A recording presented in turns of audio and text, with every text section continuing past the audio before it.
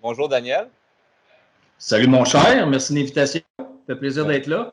un gros merci à toi de prendre ton temps aujourd'hui pour partager ton message qui, pour moi, a été vraiment quelque chose de révélateur.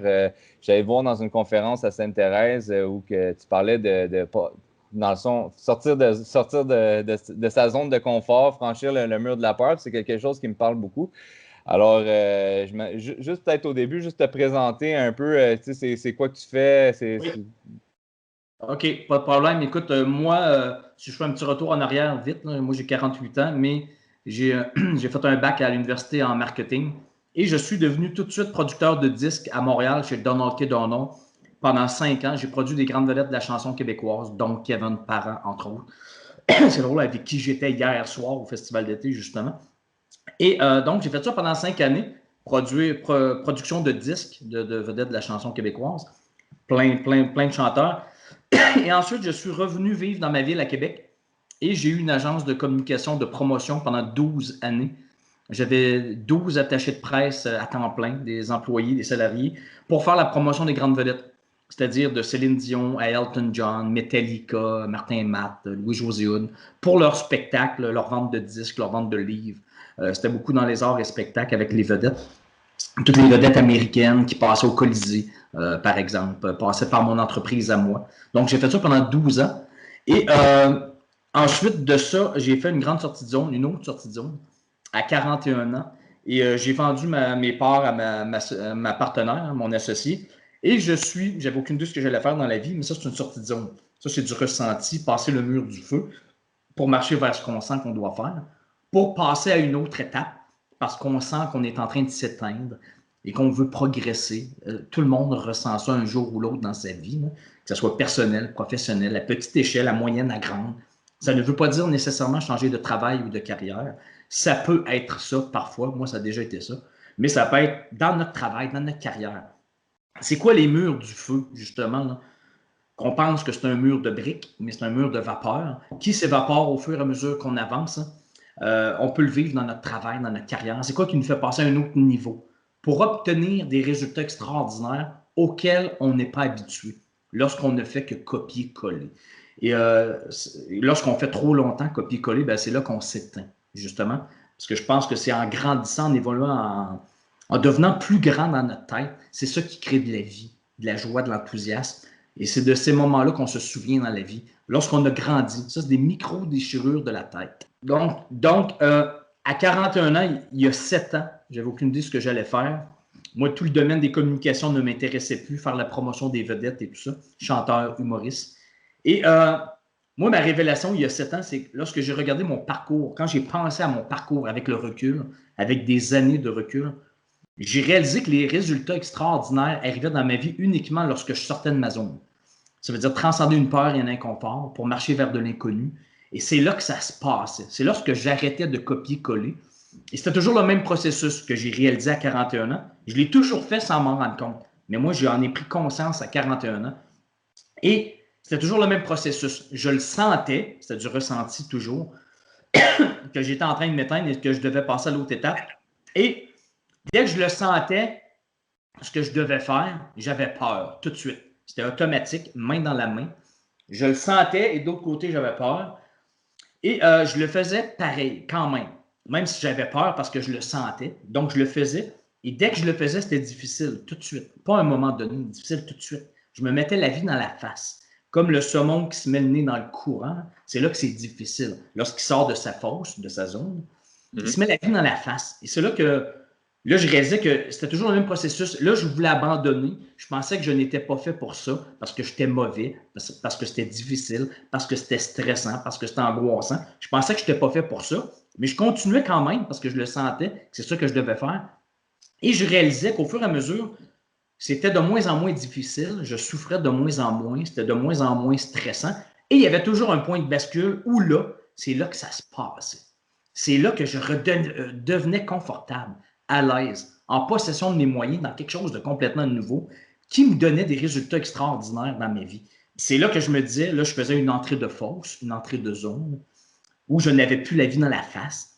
Ça, c'est où on appelle ça, nous, la magie, les synchronicités, les planètes qui s'alignent. Mais ça, c'est au point de bascule. Parce que juste avant, tu veux abandonner. Parce que ça fait longtemps que tu es dans la traversée du désert et que tu es dans le courant.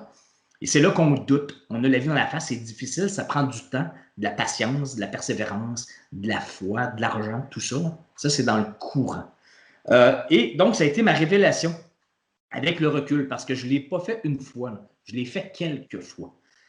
Et je me suis dit, je dois absolument dire ça aux jeunes. Donc, je me suis mis à écrire sur mon sujet. Je ne pensais jamais un jour être en librairie, à être édité un jour. Donc, je me suis imprimé moi-même 2 boîtes de 50 copies, donc 100 copies de ma carte d'affaires. Moi, c'est une carte d'affaires dans ma tête, une carte de visite. J'avais écrit un livre sur le sujet qui s'appelle, je l'ai ici, qui s'appelle Sortie de zone. Et ça l'a explosé. C'est devenu un best-seller vendu partout dans le monde. Maintenant, je suis édité. Ça connaît un immense succès auquel je ne m'attendais pas du tout, du tout. Là, maintenant, je suis distribué partout, je suis publié et tout ça. Et j'ai écrit mon 2e livre. Il y a Entrée de zone, c'est la suite, c'est le tome 2. Tout ce que je dis là-dedans, à la dernière ligne, moi, je ne sais pas ce qui arrive. Je pense que je m'imprime 100 copies et c'est tout. Là. Et que c'est ça sera que presque personne ne va lire ça. Là. Mais tout ce que je dis là-dedans, lorsque tu marches vers ce que tu as à faire et que tu transcendes des peurs, des inconforts, voici ce qui arrive comme résultat de fou. Moi, là, quand je l'ai publié, là, je l'ai prouvé fois 1000, ce que je dis à l'intérieur. C'est ça qui est arrivé encore. 1000 fois plus gros que je pensais que ça serait. Donc là, je le raconte. Et j'ai des histoires de partout dans le monde, personnel, professionnel, de gens qui le sentent. Ressentir le besoin d'embrasser le changement au lieu d'y résister et de souffrir. Parce que mes 2 livres s'adressent à tous ceux qui songent à effectuer un changement dans leur travail, leur carrière ou leur vie, mais qui n'osent pas sortir de leur zone de confort parce qu'ils ont peur, parce que ça va être difficile, stressant et angoissant, parce que ça va être de l'inconnu, inconfortable. Et mon premier livre a été traduit en anglais. C'est un breakout. Ça, c'est en passant, j'ai écrit le livre Sortie de zone et Entrée de zone parce que c'est des expressions de hockey. Et moi, je tripe sur le hockey. Donc, c'est juste pour ça que j'ai appelé ça comme ça. Et en anglais, un breakout, une sortie de zone, c'est un breakout. Et mon livre a été traduit en russe. Ne me demande pas comment ça se dit, je ne le sais pas. Ça veut dire Daniel Blouin, ça veut dire sortie de zone. Tu sais, des affaires folles, là. Mais tout ce que je dis dans mes livres, c'est. Quand j'écrivais mon livre, moi, j'étais convaincu à 99,9 de ce que je disais, là, du processus. Voici ce qu'il faut faire et voici ce qui arrive. Même s'il n'y a pas 2 histoires pareilles. C'est toujours le même processus. Et maintenant que je coach des gens partout dans le monde, des gens archi-millionnaires, de tous les milieux, là, des jeunes, des vieux, des riches, des pauvres, en Polynésie ou Maroc, ici en Suisse, peu importe. Dès qu'on a un cerveau, c'est la même chose. On a peur, on le ressent, c'est notre subconscient qui nous parle, qui nous dit exactement ce qu'on doit devenir, vers où marcher pour devenir ce qu'on est supposé devenir et qu'on a le potentiel de devenir. Maintenant, je suis convaincu à 1000% de ce que je dis. Je le vois toujours, à chaque jour. J'ai des histoires, des témoignages de partout dans le monde. Je suis le premier surpris. Là. Et même que mon processus sortie de zone, le concept sortie de zone, je le sais parce que des gens m'appellent et me font des témoignages. Je veux dire, ça a réglé, guéri des grosses phobies. Là. De phobies de parler en public, des phobies des abeilles, de l'eau, des phobies d'agoraphobie, des gens qui bégayaient beaucoup, qui ne bégayaient plus du tout aujourd'hui. Mais des histoires de fous. Hein. Ça veut dire qu'on dénoue nos nœuds au fur et à mesure. Des choses qui nous ont traumatisés. On a des nœuds qui nous ont fait chier, qui fait qu'on a certains blocages. Mais lorsqu'on sort de notre zone et qu'on respire et qu'on réalise qu'on n'est pas en train de mourir, contrairement à ce qu'on pense, surtout lorsqu'on a des grosses phobies, on pense qu'on va être en train de mourir. On n'est pas en train de mourir. Il n'y a pas de mammouth, il n'y a pas de lion qui veut nous manger. Non, ce n'est que dans notre tête. Des nœuds. Et lorsqu'on marche le mur, on passe le mur de vapeur, qui n'est pas un mur de briques. Bien, nos peurs, nos nœuds se dénouent au fur et à mesure dans notre tête. Et quand ils sont dénoués, ils sont dénoués. Ils ne reviennent pas. Parce qu'on sait comment les dénouer en ne faisant que des sorties de zone. Là, je parlais de certaines phobies qui ont été guéries comme ça. Mais ça, c'est des cas extrêmes qui deviennent physiques. Là. Ça devient physique, ça. Mhm. Imagine dans la vie, c'est la même chose. Là. Transcender des peurs, des inconforts pour faire notre changement quelconque dans notre travail, dans notre carrière, dans notre vie personnelle. Mais c'est la même chose. Ça ne devient pas des phobies, c'est pas encore physique. Même si, lorsqu'on résiste à ça, on développe des symptômes Ouais, psychologiques et tu physiques. parlais des poumons, je pense, dans ta conférence. Ça se peut-tu? Je parlais de quoi? Que toi, tu le ressentais des fois au niveau des poumons. Oui, absolument. Ben ouais, quand je dis que c'est des symptômes psychologiques et physiques, c'est pas de l'ésotérisme, hein, c'est très concret. Là, Mhm. moi, je respirais mal. Je pensais que je faisais de l'asthme. Je suis allé chez le médecin, il m'a prescrit une pompe à asthme. Moi, je jouais au hockey à chaque semaine avec ma pompe à asthme sur le banc des joueurs, au cas où je fasse une crise d'asthme sur la glace. Mais moi, je ne savais pas que j'étais juste en train de m'éteindre et que j'étais en train de résister au changement. Et ça allait pas bien. Moi, c'est dans les poumons. Et ça, je l'ai appris. Parce qu'aujourd'hui, je le sais, je n'ai jamais fait d'asthme de ma vie. J'ai appris que moi, ça me prend dans les poumons quand je résiste au changement, que je me laisse freiner par la peur d'embrasser le changement au lieu d'y résister et de souffrir. Moi, je respire mal. Et j'ai découvert, j'ai appris avec les années, avec tous les témoignages, qu'il y en a pour qui c'est des mal de tête, des mal de ventre, des mal de dos. Il y en a qui développent de l'eczéma partout sur le corps. Ça ne prend pas 8 doctorats en psychologie et en médecine pour voir les liens Mhm. entre notre résistance au changement et souffrir physiquement. Donc maintenant, je le sais. Moi, à 41 ans, quand je disais que je faisais de l'asthme, ça c'était à 28 ans. J'ai fait une grande sortie de zone à 28 ans, mais à 41 ans, je me suis remis à faire de l'asthme. Et ça n'était pas de l'asthme. Là, je le savais. Je ne suis pas allé chez le médecin en lui disant moi, je dois faire de l'asthme. Non, je le savais que ça allait pas bien, que j'étais en train de m'éteindre, que j'avais fait le tour de ma fosse, de ma zone, et que j'étais dû pour marcher vers de l'inconnu, progresser, évoluer, grandir. Et c'est toujours un processus qui nous semble pas nécessairement logique lorsqu'on est dedans. Nos changements ne nous semblent pas logiques. Mais c'est après, c'est avec le recul qu'on peut connecter, comme Steve Jobs disait, connect the dots. Mhm. C'est après qu'on peut relier les points. Et là qu'on réalise, ah oui, OK, c'est vrai, si je n'étais pas passé là, ça ne serait pas arrivé. Et ça ne serait pas arrivé. Si je n'étais pas passé là aujourd'hui, je ne ferais pas ça. Parce que c'est toute une chaîne. Et maintenant, je le sais. Donc, lorsqu'on est dedans, on pense que c'est mal, que ce n'est pas souhaitable, que c'est une erreur, ce qu'on venait de faire, que c'est un échec, parce qu'on sent autre chose. Mhm. Mais non, c'est normal. C'est le processus normal. Là, ça nous dit qu'on est dû pour une sortie de zone ou une sortie de fosse, comme un saumon qui sort de la fosse, pour avancer dans la rivière, pour aller au bout. C'est ça notre travail, notre job dans la vie, c'est de faire ça. C'est pas de passer notre vie dans la fosse, dans la zone parce que c'est facile. Mhm. Connu, surtout connu. Une fosse était un jour confortable. Une zone. Un jour, on a tous été dans notre zone. Très à l'aise, très confortable, facile. Mais un jour, cette fosse-là devient inconfortable parce qu'on le sent qu'on doit avancer dans la rivière. Mhm. Mais on ne veut pas parce qu'on a peur. Ça, c'est notre cerveau reptilien. C'est pas de la magie, c'est pas de l'ésotérisme, non, non, c'est de la biologie. On a un cerveau reptilien. Et c'est vrai, tout le monde là. On a Mhm. 3 cerveaux. Une petite partie, là, c'est un cerveau reptilien. Ça, c'est lui qui a peur du mammouth. Il a toujours peur de mourir. Mais il n'y en a plus de mammouth. Lorsqu'on fait un changement de vie, il n'y a pas de mammouth. On ne Mhm. peut pas mourir. Et par-dessus, on a le limbique, les émotions. Et par-dessus, on a le cortex, la logique, le cérébral. On est pris avec ces 3 cerveaux-là. C'est compliqué, mais maintenant, je le sais. La peur, ce n'est pas un message de la vie. C'est ton cerveau qui est fait comme ça. C'est tout. Et si tu lui dis, ferme ta gueule, OK, j'ai peur, ferme ta gueule, je vais avancer quand même, et ça va s'évaporer. Là, mon cerveau va réaliser que je ne suis pas en train de mourir et que c'est ça exactement qu'il fallait que je fasse de toute façon. Et ça, on le sait après le recul, avec du recul. On regarde en arrière et on se dit, mon Dieu, mon Dieu, mon Dieu. Avoir su que j'avais peur pour rien, j'aurais dû faire ça avant. Tu sais, ces choses-là, là, petite échelle, moyenne, grande, personnelle, professionnelle, toute la même chose. Écoute, moi, ma vie a explosé lorsque j'ai sorti mon premier livre. Je donne des conférences partout dans le monde, dans plusieurs pays. J'ai 6-7 tournées en Europe, juste dans la prochaine année et demie. Je suis booké dans le sud de la France en décembre 2020, dans 1 an et demi. J'ai une formation en ligne maintenant, sortie de zone, avec plein de capsules pour aider les gens à faire ça. J'ai fait du coaching. Moi, là, ma vie est devenue sortie de zone.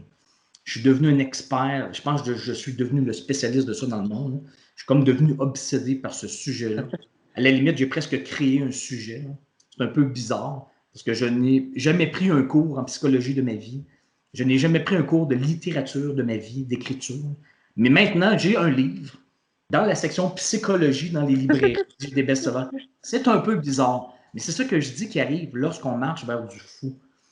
Lorsqu'on marche vers du fou, ça veut dire lorsqu'on marche vers ce qui crée uniquement beaucoup de joie, d'enthousiasme et de feu d'artifice dans notre tête. Et ça, souvent, au niveau logique, rationnel, raisonnable, ça nous paraît fou. Mais c'est là que ça se passe. Notre fou, il n'est pas dans notre tête pour rien, par hasard. Toi, ton fou à toi n'est pas dans ma tête. Et mon fou à moi n'est pas dans ta tête. On ne sent pas les mêmes choses. Si on le sent, c'est parce qu'on est supposé le sentir. Et ça nous indique, c'est notre GPS intérieur qui nous dit très clairement quelle direction prendre pour devenir ce qu'on est supposé devenir. C'est pas de l'ésotérisme, c'est même pas de la spiritualité.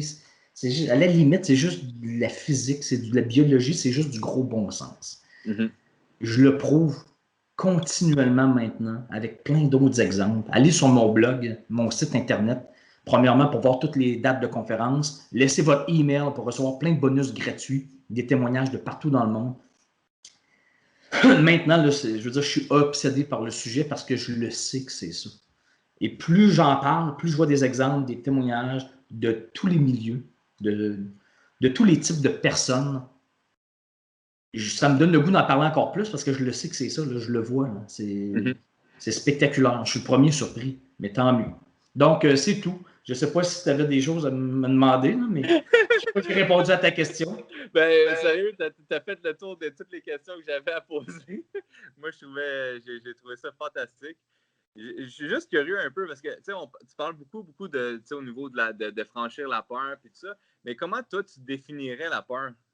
Comme, c'est quoi la signification pour toi de la peur? La peur, je pense que c'est notre cerveau humain biologique animal. On est pris avec ça.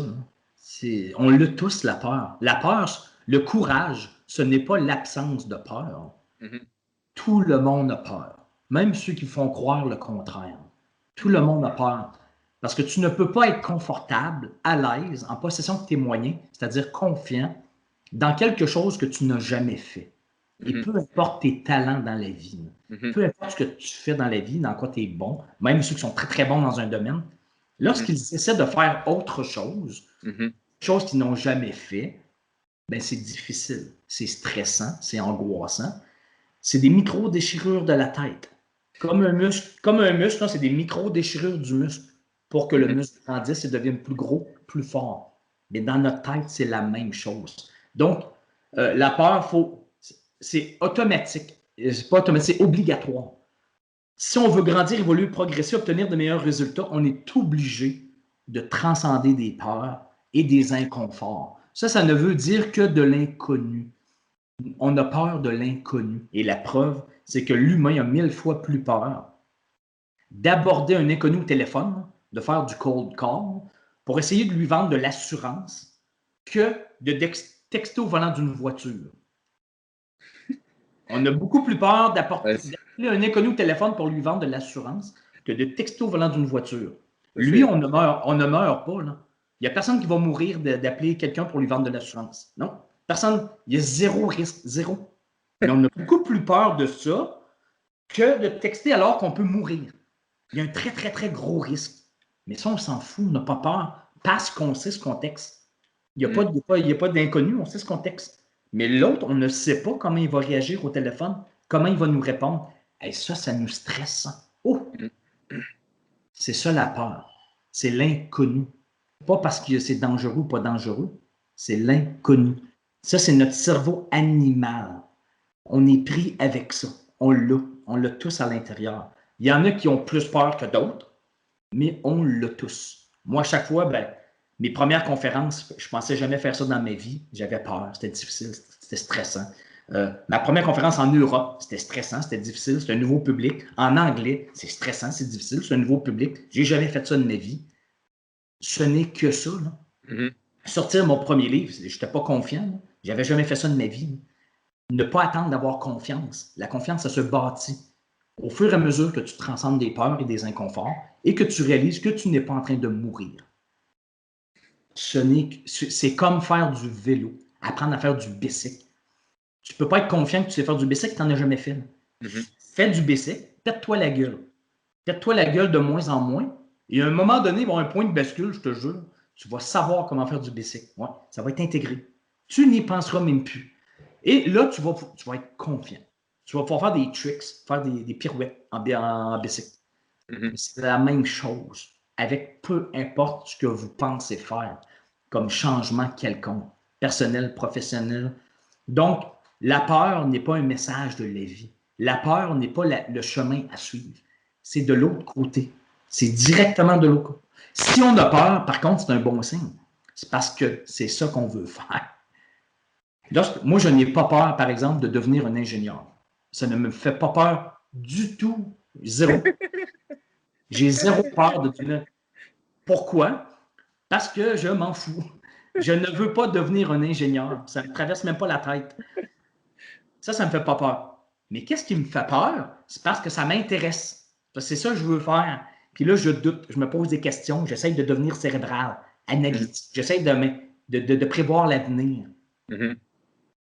Ça ne sert à rien. Personne est assez intelligent. Ça, c'est ma croyance profonde. Nous sommes beaucoup moins intelligents qu'on pense qu'on l'est. C'est pas mal au-dessus de nous, tout ça. Là. On n'est pas si intelligent que ça. Au niveau rationnel, oui, on est très, très, très intelligent. On est capable de construire des ponts, aller sur la Lune, ça, c'est parfait. Mais pour le reste, marcher vers de l'inconnu, transcender des peurs et des inconforts, il n'y a pas de logique là-dedans, il n'y a pas de rationnel.